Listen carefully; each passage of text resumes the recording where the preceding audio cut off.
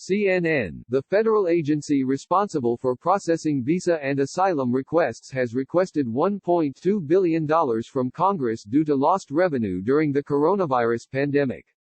U.S. Citizenship and Immigration Services, a part of the Department of Homeland Security, notified Congress of its projected budget shortfall on Friday, an agency spokesperson said.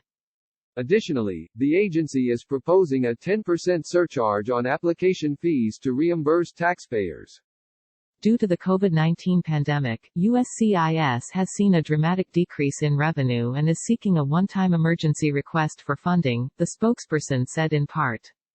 The immigration agency is primarily fee-funded and typically continues most operations during lapses in funding, such as last year's government shutdown.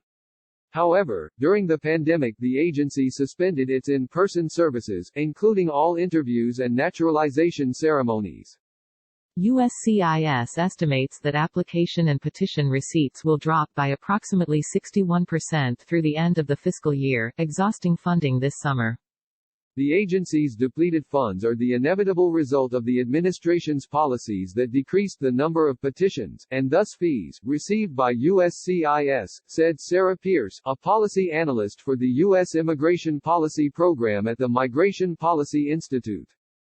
Between the end of fiscal years 2017 and 2019, USCIS received nearly 900,000 fewer petitions, according to Pierce, who added that the decrease was largely driven by the administration's own decisions, such as ending temporary protected status for nationals of several countries or drastically decreasing the number of refugees admitted to the United States.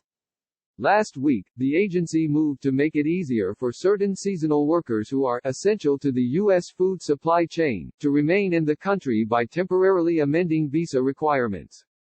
Workers already in the U.S. will be allowed to stay longer without first returning to their home countries and can start right away without waiting for full approval, making it easier for employers who can't employ workers from overseas to pick from the pool in the country.